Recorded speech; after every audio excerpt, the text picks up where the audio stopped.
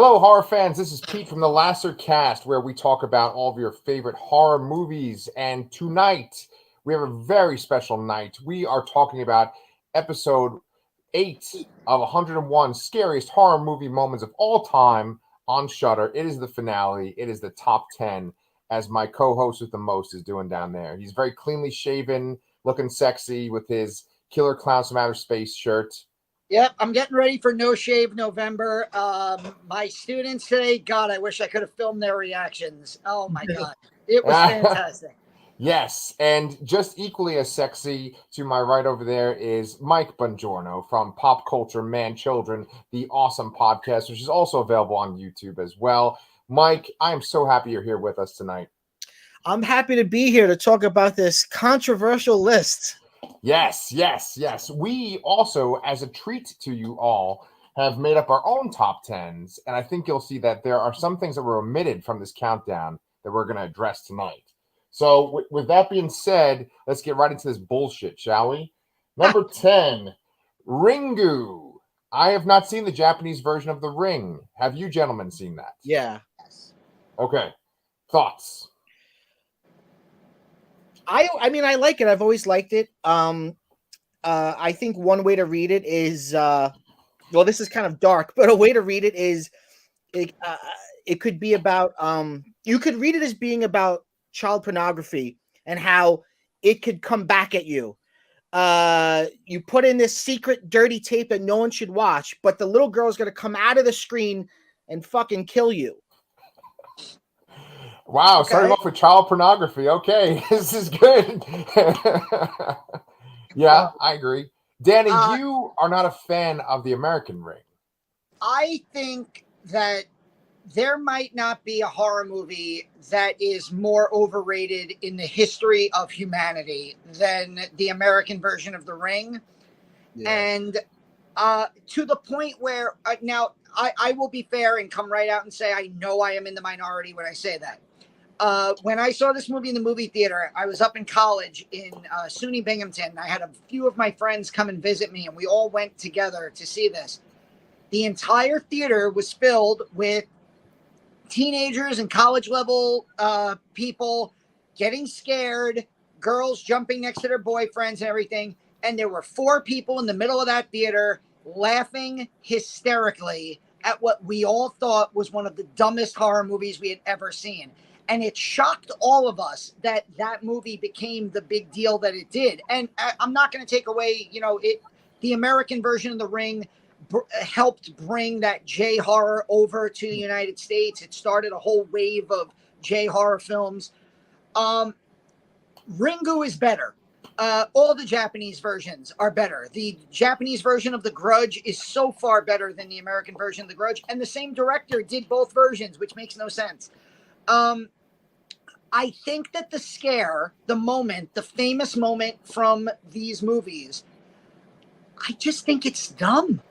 I actually remember, I'm not going to lie. And my friends will back me up. I whispered to my friend as it was happening, I went, if this girl climbs through the TV, this is the dumbest fucking movie I've ever seen. Yes. And the girl climbed through the TV and I started laughing in the theater. And I know that probably makes me one of the movie fan, the people in the movie crowd that people love to say, God, those assholes ruined the movie.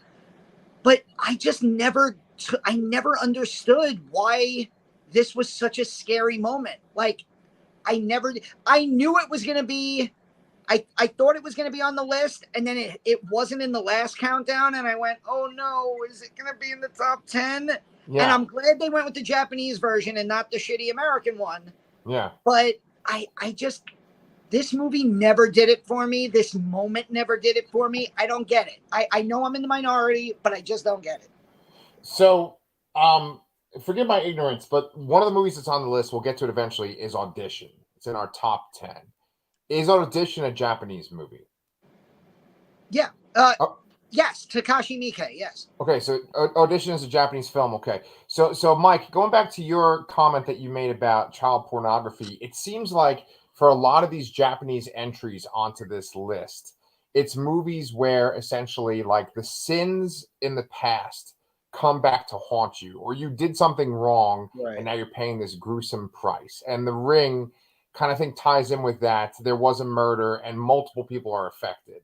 Like something bad happens to one person, but it also kind of poisons innocent people too.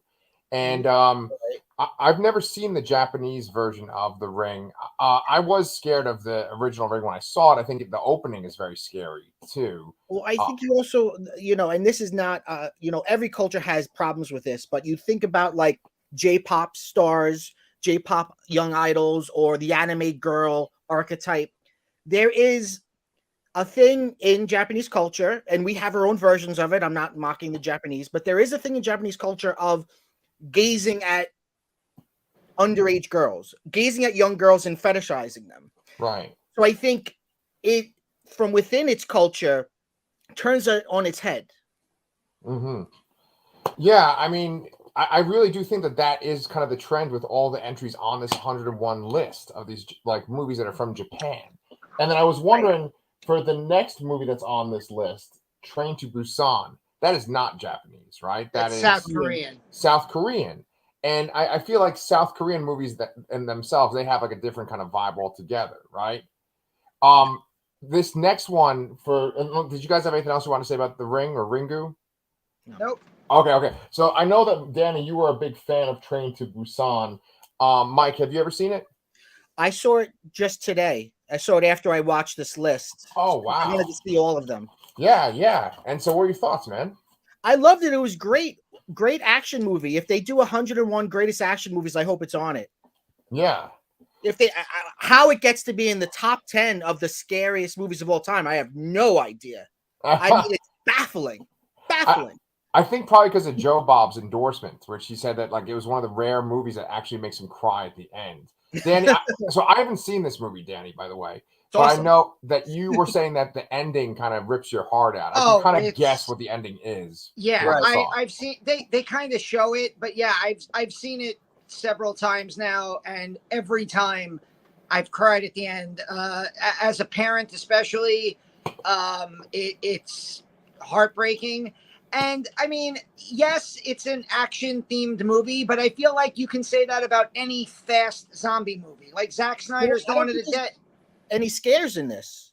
Oh, I mean, I think if you take out the word scares and replace it with tension, I think it's incredible tension. I think there's the moments, like they show the moments where the daughter is at the train station and you're watching the zombies come at her. Yeah. And you're like, oh my fucking God, are they going to kill her in the middle of this movie? And then all of a sudden, the guy who he went on to be Gilgamesh in the Eternals, the actor, punches out the one zombie and grabs her and rescues her.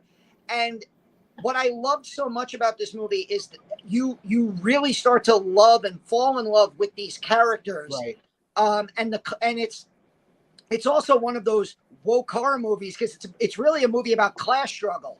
It's and the difference with zombies. I agree with you. By the way, I loved this movie. I think it's awesome. I just don't think it's one of the 10 best horror movies ever made. Right. I think that, yes, I do think that this is a stretch to put in the top 10 for scariest movie moments. If it was a list of best horror movies, I honestly would not have a problem because, and I've said this publicly before, to me, this is the best zombie movie I've ever seen. I know that Night of the Living Dead is a much more important film in the history of cinema. And Romero's Dawn of the Dead is probably the greatest traditional zombie movie of all time. But just if you're going to take the character of zombies, to me, this is my favorite zombie movie that I've seen. Maybe this and Shaun of the Dead. If you could put two movies that couldn't be more different together on the same list. So I agree with you in the sense that scariest movie moments, maybe not, but yeah, because the moment that they pick from this film is a sad moment.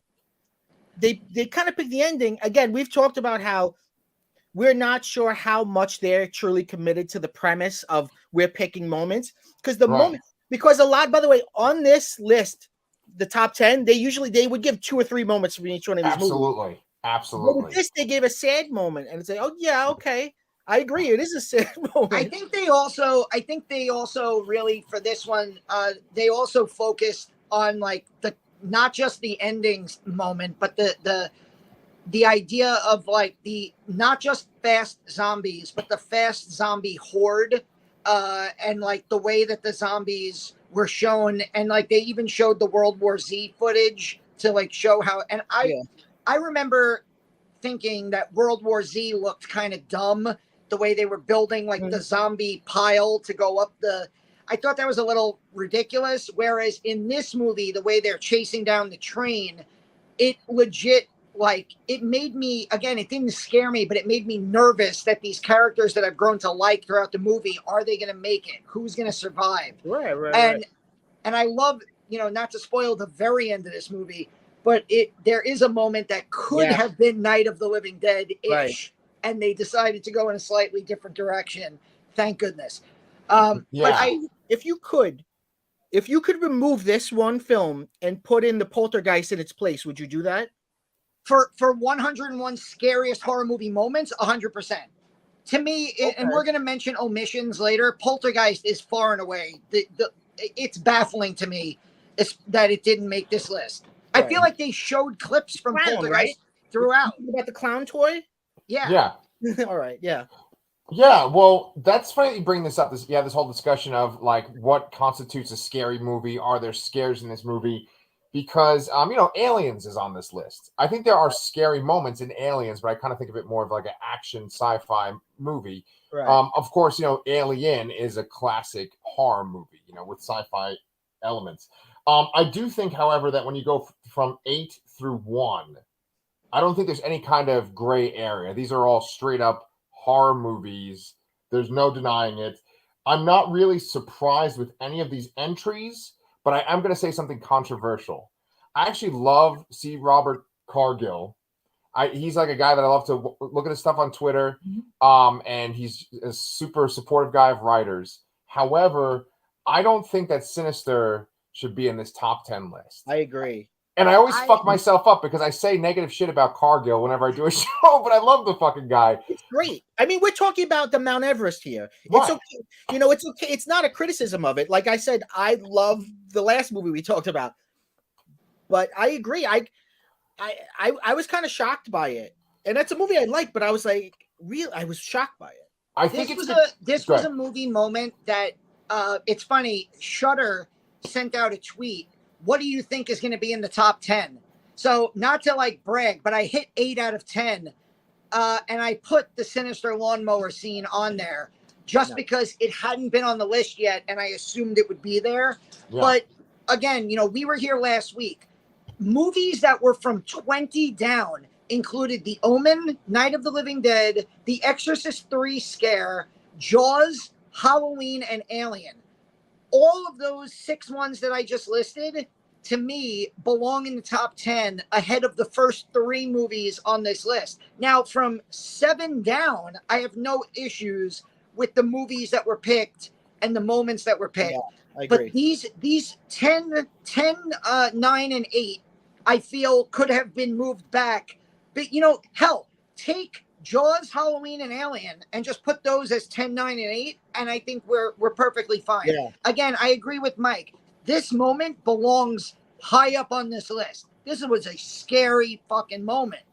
But 8th all time, Mount Everest, as we're calling it, Yeah. I agree. It's nothing against C. Robert Cargill and Scott Derrickson. They have, unlike some people, I'm just messing with you, Pete, but I love The Black Phone. Right. I think they do phenomenal work in horror. And Sinister is a movie that I didn't love at first, and I've grown to appreciate over the years. Very similar to The Conjuring, actually. Yeah. And this moment and the musical cue and the jump scare, it's great. 8th all time, So yeah, I think it's also they really threw in some absolute classics on last week's list. Yeah. And I don't think we're going to have a lot of problems with the movies they selected from 7 down. No. So that. Yeah.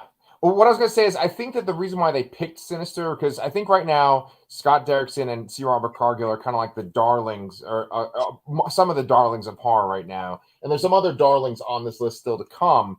But that there was this thing where Sinister was labeled as like the scariest movie ever made, like scientifically. There's They some kind said, of yeah, there was yeah. like a scientific study that it was like people's heart rate went up the highest during this scene. Yeah. So if you're going to try to use science to prove your point, I guess I can't argue. Yeah. But Yeah. So Danny, you started talking about 7 through 1. I actually do have a problem though with this next movie being number 7. I mean, this is like, come on. I know like you didn't want The three. Exorcist on the list at all. That's Oh, right. That's some pussy shit, man. You That hate thing's it a almost as girl. much as you hate Cargill. That's right. That's right. God, get this guy out of here. No, I mean, The Exorcist is like top 3 at least. We guessed last week that it could be 1. Right. Yeah. Exactly. So what's really funny is this morning, every Wednesday morning during this series, Charlotte and I, when she's getting ready for school and I'm getting ready for work, we'll always put it on, and we'll only be able to really watch like 3 or 4 entries on the list. So we watch the first 3, and then we get to number 7, and it's The Exorcist, and both of us at the same time went, "What?" Yeah. And it was like this gasping reaction of how can this be not at least top 5, right? Yeah. And Yeah. I think what I figured out here is that The Exorcist is just so universally scary from beginning to end that there isn't really a singular moment that stands out above others. And Yeah. I think the moment that they picked as the moment, the crucifixion scene, is, to me at least, is probably the scariest moment in the movie, or at least the most shockingly scary moment. Shocking, yeah. Yeah. But But sorry. go ahead, Mike. I don't want to go ahead, but I would say that I would switch this out for 2. I would put 2 in 7's place and 7 in 2's place. I like that. I like that a lot. I have no problems with 2. It's like my Neither do second I. favorite movie of all time. Neither do Yeah. I. I put it as 7 on my top 10. Yeah. So, Mike, did you write a paper on The Exorcist? I feel like this kind of goes on with... No. No. Are you an Exorcist fan? Yeah, huge one. Huge Yeah. one. I've read both books. I've seen all the films. I've seen the first film a million times. Yeah. Love Yeah. I mean, I love even watching the making of The Exorcist. And this scene in particular, I remember there's that story of Ellen Bernstein being pulled back Yeah, by she the got stunt guy. severely hurt. Yeah. So, Yeah. I mean, I believe this should be higher on the list. And I will mention this when we do our different versions of the list. The Yeah. next movie, once again, I think top 5, The Shining. I think this is our last Stephen King on It the is. list. Yeah.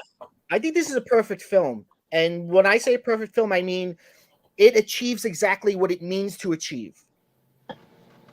I think it's absolutely perfect. And I think what's wild to me about The Shining is, as incredible as it is, it's not influential. Meaning you don't see other filmmakers, you rarely see other filmmakers take things from The Shining. It's almost like he was so ahead of what he was doing. A little bit, you get a little bit in like Flanagan and The Haunting of Hill House, but I feel like the only director out there that's like doing a Kubrick kind of thing is Wes Anderson, and it's not horror movies.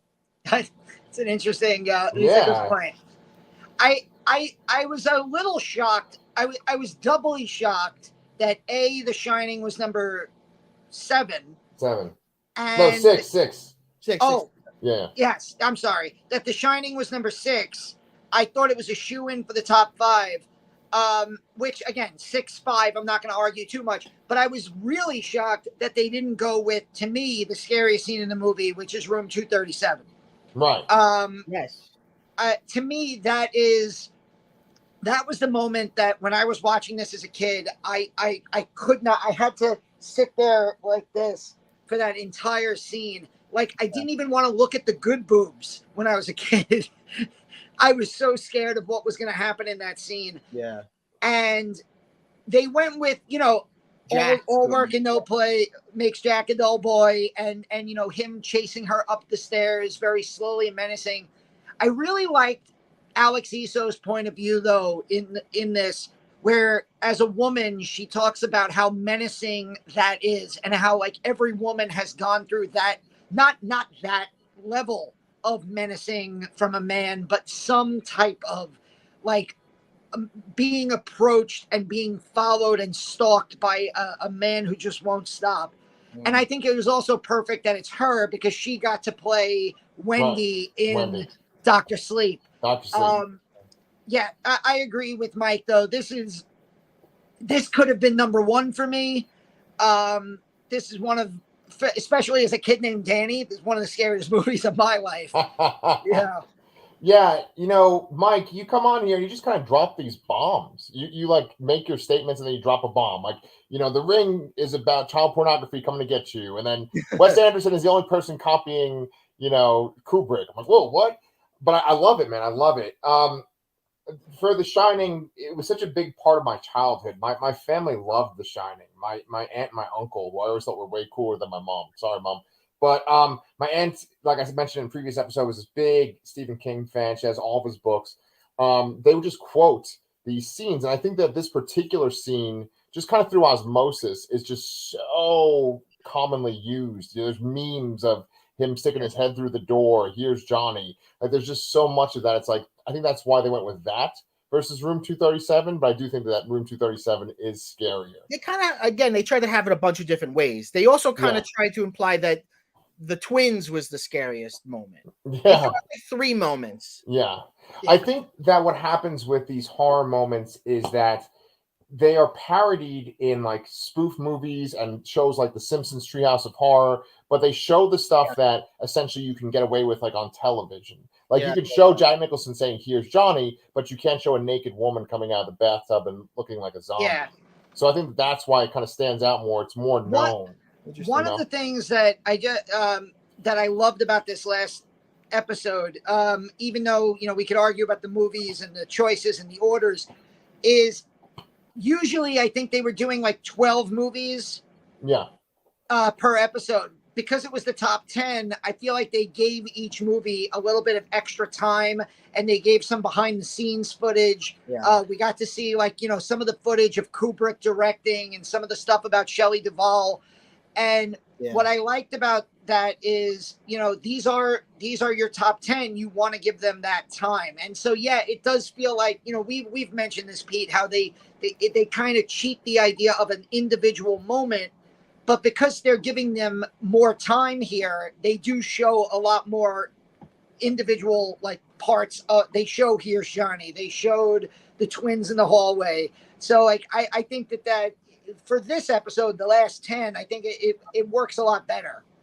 Agreed. If you had to pick a jump from this movie, I would actually say it's when Grady is walking through the main hall and Jack pops out from behind a pillar with the axe and gets him. Yeah. Because it's a huge shock, it's a huge jump, but it's also like the death of hope. Because you see this long journey of, I'm going to save this little boy, I'm going to get a snowplow, I'm going to get on a plane, and then boom, you're dead instantly. Yeah. It takes the wind right out of your sails. It's I mean, a really good choice, but I do think it should be in the top 5. And then that brings us up to number 5, which is Psycho. Now, for Psycho, I feel like there's 2 scenes that they focus on in this episode. They focus on the iconic shower scene, and they focus on the scene when the detective is going up the steps, and then Norman comes out and gets him. So I think that, once again, with this shower scene, it's so iconic because of the way it was made, first of all, and it was sensational for the time. But it is another thing that can be parodied because, like they comment in this episode, each shot, I think Mick Garris is the one that says this, that each shot is kind of boring, but it's the way that it's edited. Edited, and then the score too, which he pointed out that it's all strings, and that's the first time I've ever thought that in my life is like, oh yeah, that's all. There's no percussion; it's just all strings, no horns. Really interesting points. My daughter just watched Psycho for the first time this year, and she was impressed. And I think that a movie that came out, when did this come out? Like the 60s? 1960. 1960. I mean, it is such an old movie at this point, but that it still scares a kid from today. I think that just shows how powerful this movie is. I'll let you know because the reason we started about 10, 15 minutes early tonight is because I have a 7 o'clock tickets to go see Psycho in the Alamo Draft House, and it's being hosted by Peaches Christ, a drag queen who's going to be talking about like the queer heritage of Psycho and the connections to it. And Which Charlotte's awesome. actually going to be seeing it for the first time. When I made sure when Charlotte was watching this morning that she skipped over the whole Psycho section so that like she would be like experiencing at least some of it for the first time. Like she knows the shower scene, of course. She knows some of the music, but she doesn't know like everything that happened. So, I mean, what more has to be said about Psycho? This was another one that, like we said last week, might be number one. Yeah. So, you know, it's an easily all-time be in the classic. top 10 of movies. Yeah. Yeah. Oh, 100%. Yeah. Yeah. So then that brings us to our top four. And now the only reason why I know about this scene is because I'm thinking about the Bravo 100 scariest movie moments or whatever countdown, and they show this in that countdown. They show this scene in I think that Audition. special kind of introduced it to a lot of Americans. Yes. So I've never seen Audition. Mike, you kind of had some stuff to say about like J horror. What do you think about this film? Well, again, and I don't remember which commentator said it, but one of the commentators on this special said, you know, notice how young the girls are that he's auditioning. It's what's interesting about this film is, and they say this in the special, it almost begins like a rom-com. It's not. It's sort of like a constant build, and then just the last half hour are absolutely terrible. And something that they didn't talk about in this, but the thing that for me always got me the most was there's a point where he kind of like wakes up and you think it's a dream, and then he wakes up from that, and it so screws you over as an audience member because you're kind of like, oh, okay, it's over now, and then no, just kidding, we're just messing with you, it's not over. You have to, I mean, like, not to get too like film theory on it, but it's the perfect movie to talk about the classic Laura Mulvey's visual pleasure narrative cinema, the male gaze. Okay. This is one of the biggest theories in cinema studies, that when we see women in film, we are identifying with the male character who's gazing at them, whether it be them gazing at them in the screen, on the screen, or us as the eye of the camera gazing at them. Are you ready? Is there a poltergeist over there? I don't know what the fuck just happened, but yeah, power almost went out. Please keep going film theory though. I'm kind of scared the fuck out, but just keep going though.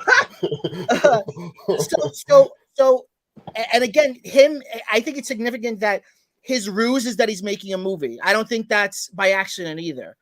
His guise of finding this young woman to kind of prey on is through, I'm making a movie and I'm going to audition you.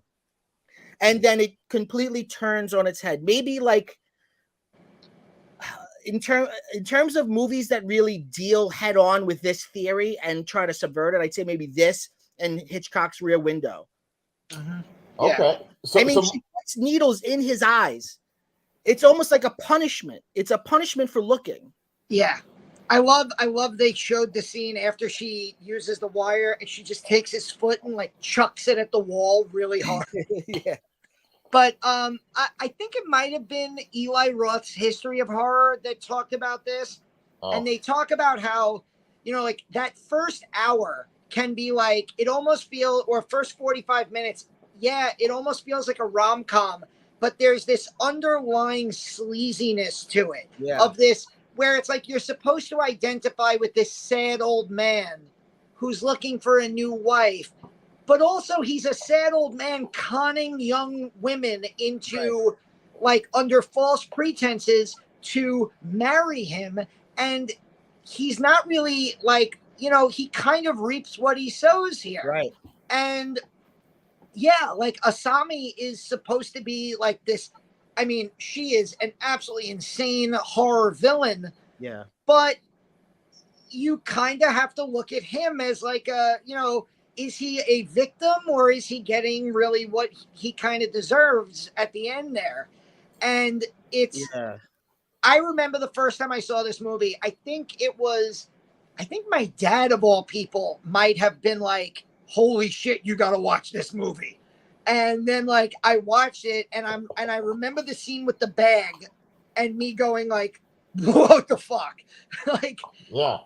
and yeah, it's one of those movies where I feel like this is one of those movies. I think it came out in '99, where the second you saw this movie, you recommended it to everyone you knew. This was like the Boondock Saints of horror movies, and like if you had a VHS or if you somehow got it on DVD, you would like share it around because you wanted other people to talk about this movie with you. And I think that it does belong very high on the list. I have no problem. I thought, Pete mentioned this 2 weeks ago when we like talked about what's left, what can be in the top, and Pete mentioned this one, and I think like this is the movie that I have no problem being in the top 10. Yeah, it's so ironic because I have not actually seen this movie. I've seen that scene with the bag, and then I remember seeing the scene where she's sort of using the cord or whatever to cut off this guy's foot, and I was like, "Holy fuck! I don't think I could watch that." And so, it's interesting though, right? Because you said it came out in '99, and it's so before its time because there's before the whole Me Too movement and the idea of like all these lecherous men sort of like doing the casting couch thing.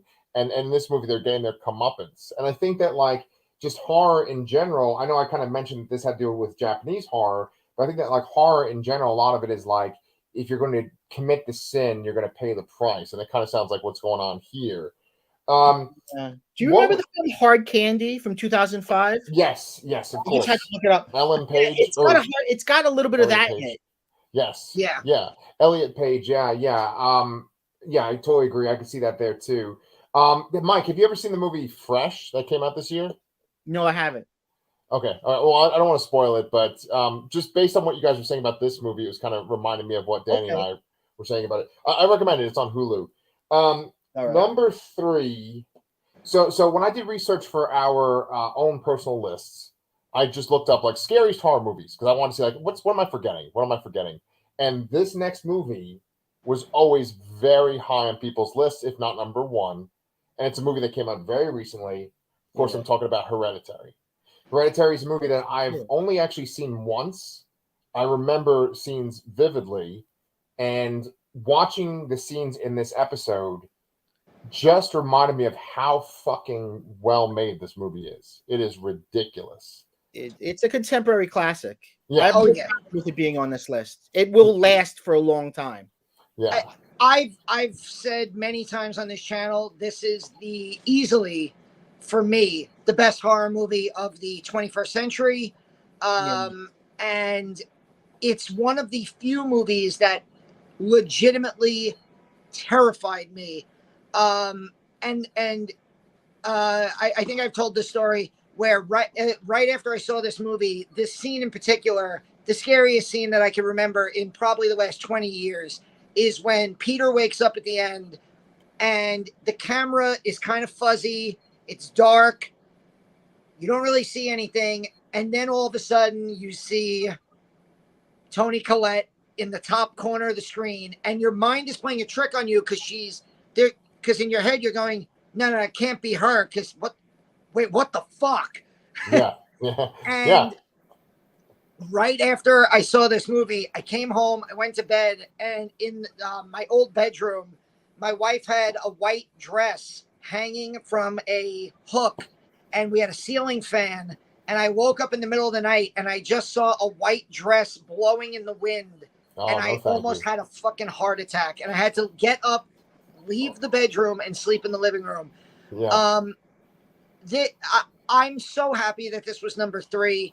To me, this Toni Collette, it's still baffling to me that she did not receive an Oscar nomination. It's one of, to me, the greatest omission from the Oscars of all time.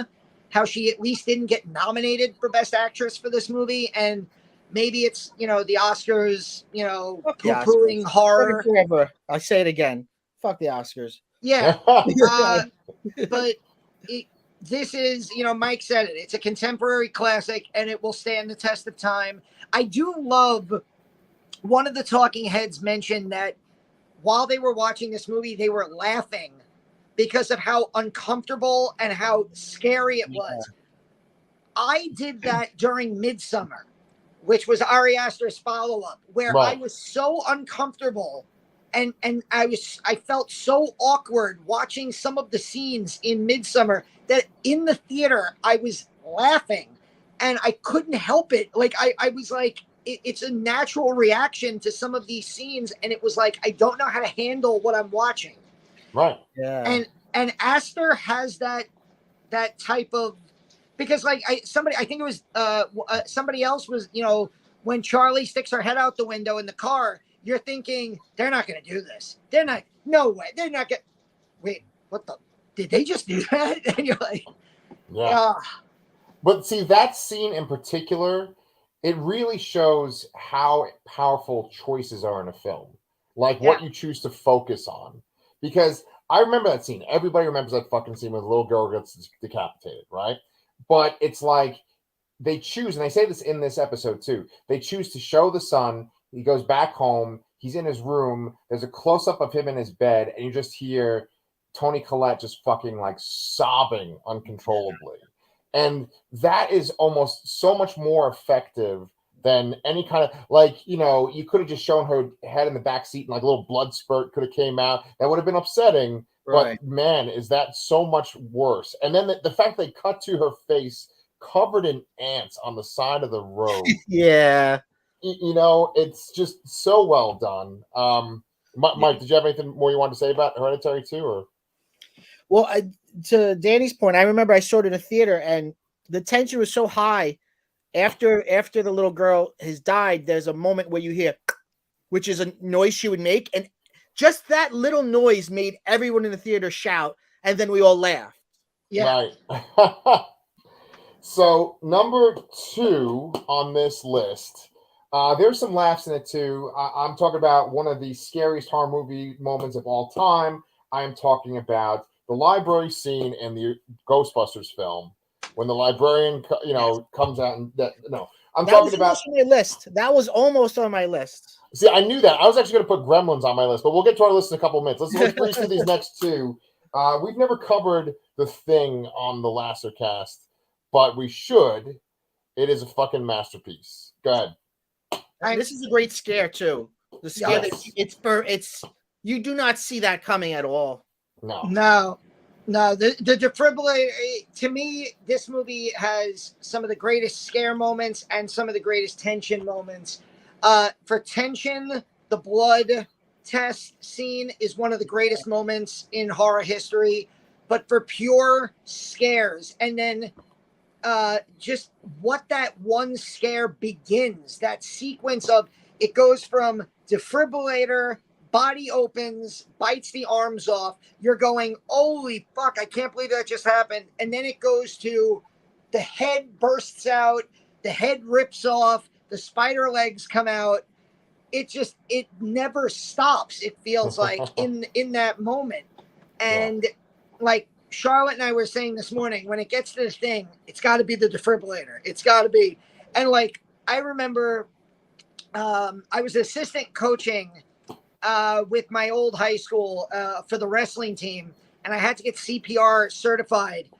And I'll never forget, like, when you're a coach, you have to learn how to use the defibrillator. And I'm walking around, I'm carrying it to like one of our matches, and there's never a moment where you have a defibrillator in your hand where you're not thinking of the scene in The Thing, where like, is this body going to open up? Right.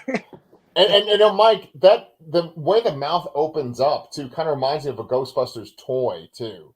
Like it looks like a Ghostbusters toy, right? Yeah. I mean, go ahead. I always think of, there was, for the young people back in the earlier days in the internet, there was a website called eBombs World that would have funny videos, and there was a video that was shocking scenes and moments, but cut together with Admiral Akbar going, "It's a trap!" and it just, he's like getting ready to like do the defibrillator, and then it's a trap, and then he puts it in and rips the balls off. So I always think of that. But the other thing that's really great about this scene is that it's the second time he does. It's Yes. not the first time. So your mind, he goes, boom, puts his head down to listen for the heartbeat, nothing, and you're going, oh shit, I kind of like this guy. Damn, he's gonna die of a heart attack. And your mind has already left the fact that he could be the thing, because after all, he already did the defibrillator and nothing. So now he goes for it again, and you're not expecting anything. So when the mouth opens up, it's an amazing scare moment. So yes, definitely worthy of being in the top, 5, and it's fine being number 2. The next one is, I think, where we might have some controversy.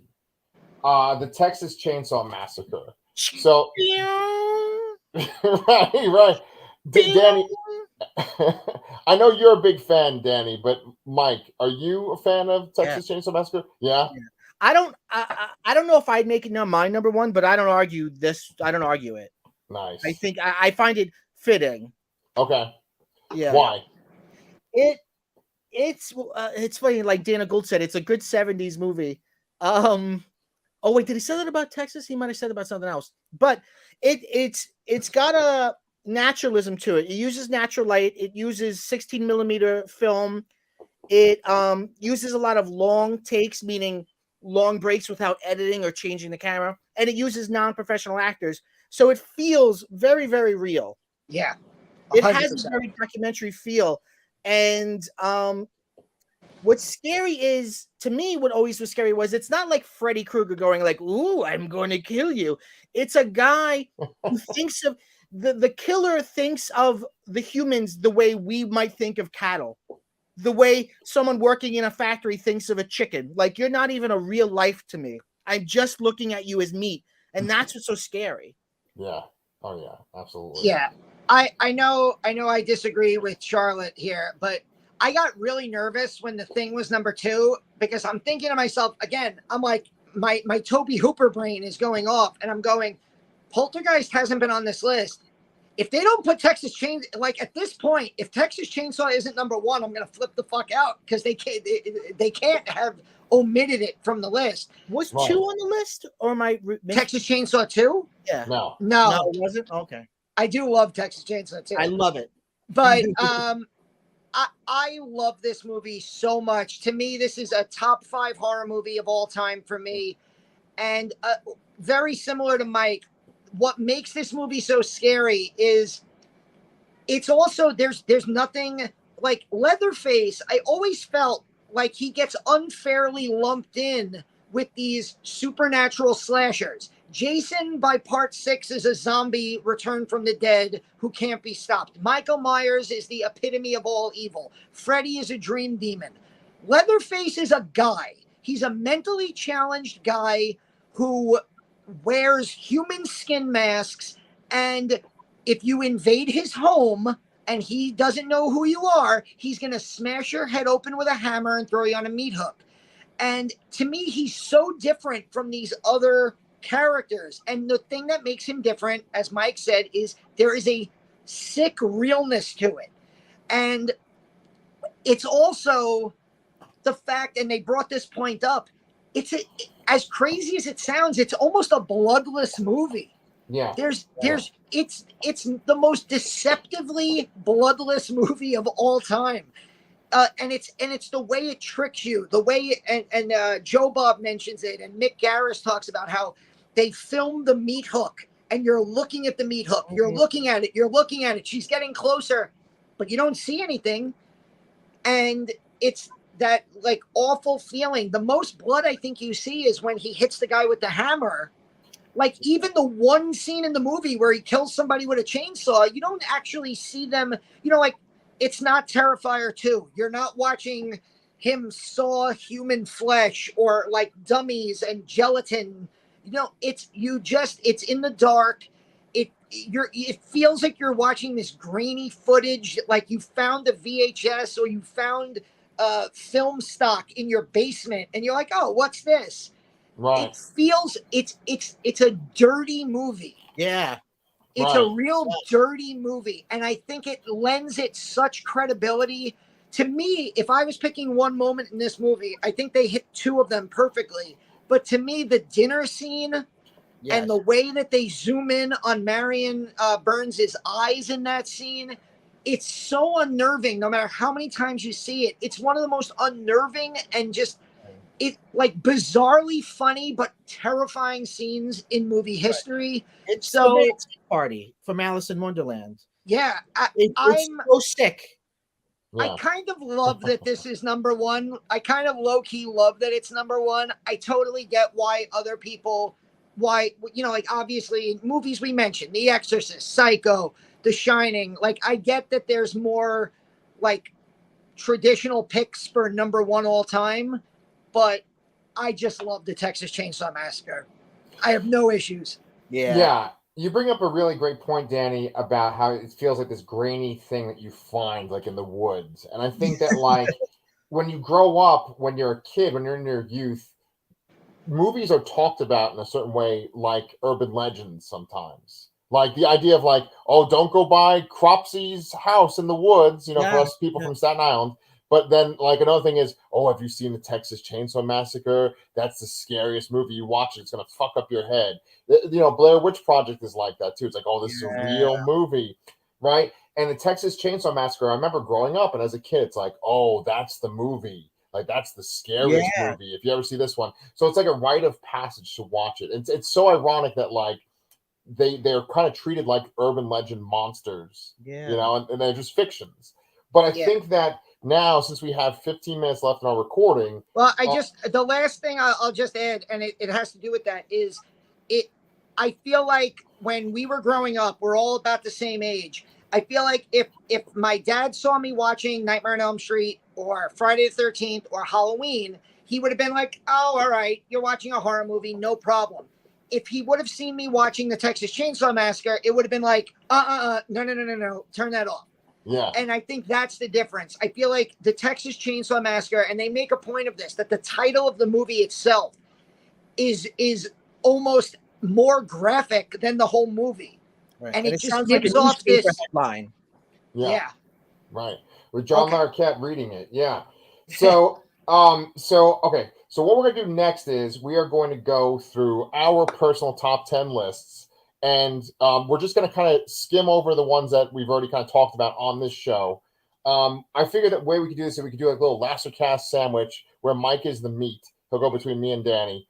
I'll just go through mine real quick. And mine, I want to preface that these are not in order. So it's not like the last mine one. either.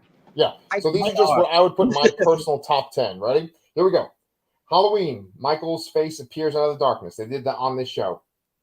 Alien. Instead of the chest burster, I do when we first see the alien and he comes down from the chains and gets Brett. Right. Thank you. Shining, Room 237. You mentioned that before. Hot. Here's my first thing. This is the sexiest scenes, yes? Yes, sexiest scenes. Well, here comes a sexy scene right here and an omission. I poo-pooed on Scott Derrickson before. I think that The Exorcism of Emily Rose is a scary movie. And so I put when what's her name? Jessica Carpenter? Or is that Cordelia? Or when the camera pans to her on the floor. Yes. Charisma Carpenter. Charisma Carpenter's Cordelia. Yeah. But when she's on the floor, yes. So I put that in my top 10. Here's one I was amazed was not on this 101 scariest movie moments. The alien walking by the party at Signs. Ooh, yeah. I was like, that's not on there? Okay. Hereditary, the ending. The Exorcist. We already discussed this before, but like when Reagan is sitting on the bed at the end, when she's gotten out the straps. Here's a weird one for me. In 28 Weeks Later, what's the guy's name? Robert Carlyle, right? He goes and he sees his wife, right? You just did it, Danny, right? His wife is strapped down. She has half of the virus or something. She's not turned. He kisses her. He gets the virus and then he pushes her eyes in while she's strapped to a table. It's like one of the worst things I've ever seen. And I feel like that movie's underrated as hell. Never seen it. Oh, I highly recommend it before Halloween. Here's one that I think is going to be on Danny's list, maybe even Mike's, but let's see. Event Horizon. I just wrote it down. Okay. Event Horizon. Sam Neill, when he's like in the corridor, I think that's maybe the scariest moment in that movie. But Event Horizon as a whole, it should have been on this list. Yeah. And then last but not least, this might be controversial. This to me has had an impact on me. We talk about people not wanting to go to the beach because of Jaws. Me, I personally, if I'm in like a subway station and there's loud noises, if I'm taking a shower, I sometimes imagine getting eaten by the T-Rex from Jurassic Park. And I think that's because that T-Rex scene in the rain is like a fucking masterfully shot scene. Yeah. And so I'm surprised that nothing from Jurassic Park was on any of these lists. So Yeah. that's my top 10. That's awesome. Now, Mike, you're the meat. Why don't you, in our sandwich, go, give us your top 10. Okay. Two things real quick. One, I did it as jump scares. I tried to really rank scares. And this is an order from 10 to 1 for me. Okay. And I cheated and didn't do just movies. Okay, let's go. Number 10 from 1985, Garfield in Disguise, also known as Garfield's Halloween Adventure. When Garfield and Odie are in the cupboard and the pirate ghost comes through, huge jump scare. Number 9, Resident Evil 1996, the video game. When you turn the first corner and the dogs jump through the window, huge jump scare. Number 8, Friday the 13th from 1980, The End. This was on the 101 list. Number 7 from 2014, It Follows, The Tall Man. The Tall Man in the hallway. Number 6, A Nightmare on Elm Street, when Freddy pops up from behind the bed. Heather Langenkamp sitting on the bed and she thinks he's gone. Number 5, The Texas Chainsaw Massacre 2, The Radio Station. This is a rare jump scare where it's not something coming from outside space. It's something coming from within the mise-en-scène outward, because he's in the dark and then they flip the light on and he comes out towards her. Number 4, Jaws, Ben Garner's head. Number 3, the documentary The Nightmare. There's a scene where one of the women is talking about her sleep paralysis demon, and then there's a jump scare in a documentary. A demon just shows up and screams, and you're not expecting that in a documentary, and it scares the shit out of you. Number 2, The Haunting of Hill House, when Nell comes from the backseat. That's oh my God. the best scares ever, honestly. Oh.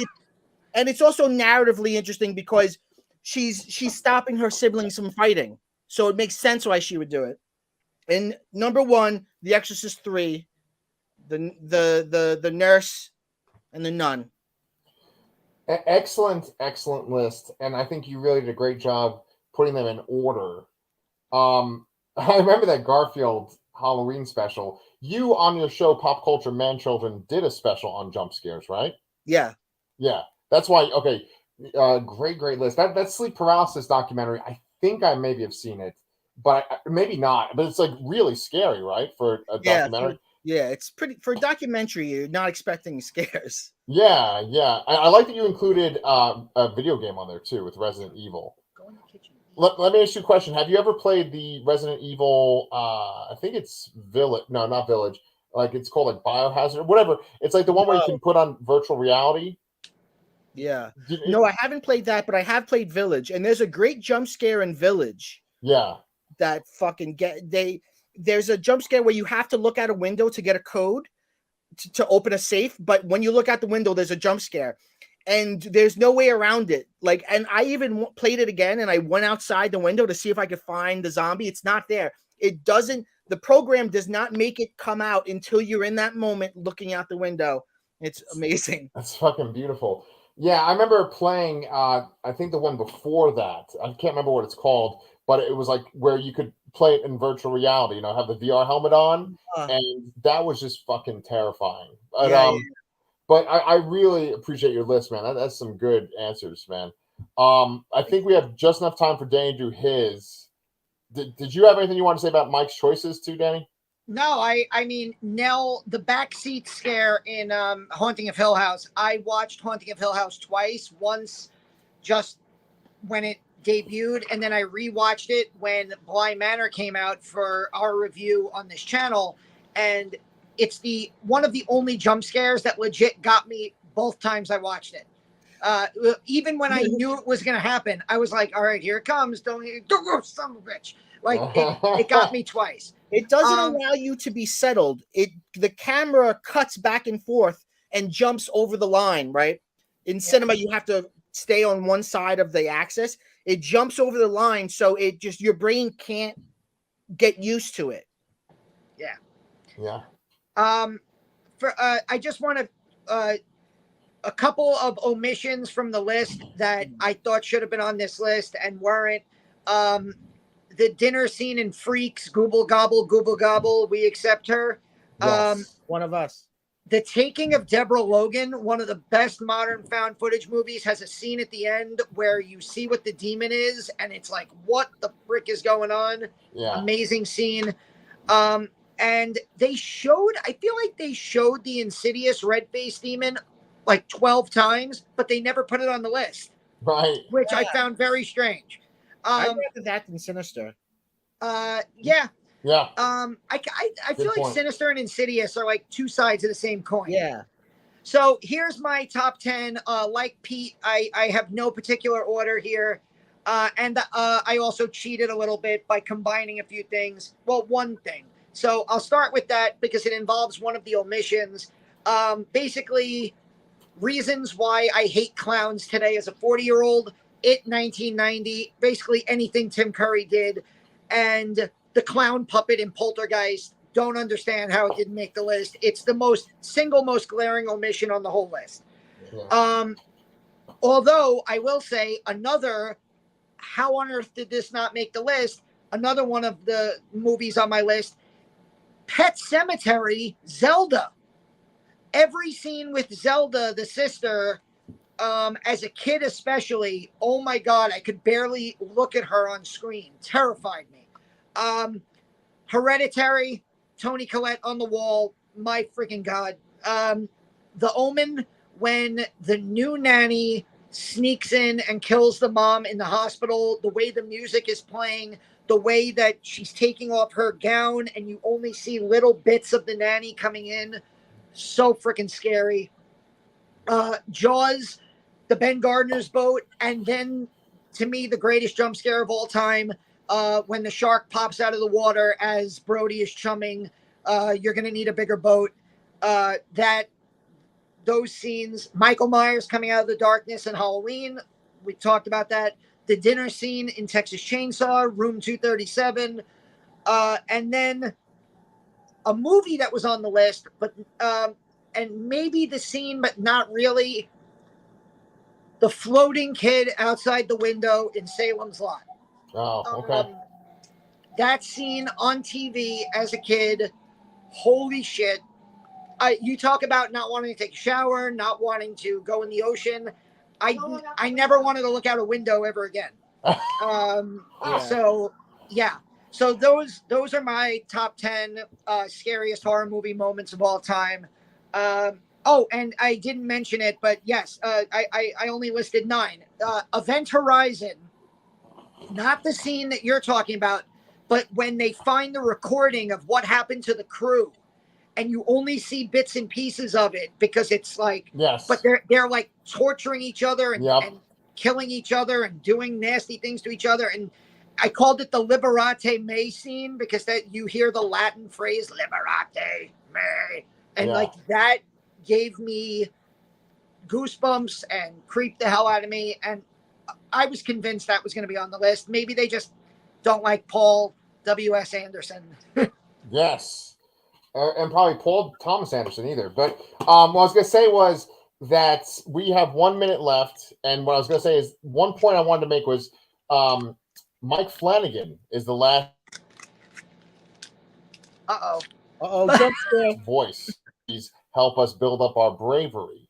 And I think that's very funny that Flanagan is the last voice. He's obviously on the rise. He's been on the rise for a while. People respect his name. Say that again. Say that whole thing again because you froze. Start at the beginning of it. Oh, shit. Mike Flanagan is on the rise. He has the last say in this whole documentary. And, of course, he's had an impact on our channel, too, because, we are the Lassercast, right? And I think that it's just kind of cool that he said that these movies essentially build up our bravery. I think there were some excellent moments on this list. There were some crazy omissions. I don't want to omit Mike's channel, Pop Culture Man Children. If you're listening to this as a podcast, go check out his channel. On the Lashleycast, we have a shit ton of interviews that are coming up still this month, and Danny just is covering Chucky and all kinds of other shit in less than 1 fucking hour. We got this all done. Mike Bongiorno, thank you so much for being on the show. Happy Halloween. Danny, Happy Halloween, guys. I look forward to looking at you. Halloween. Nice, perfect. That's a perfect way to end it. Thanks, guys. This is it.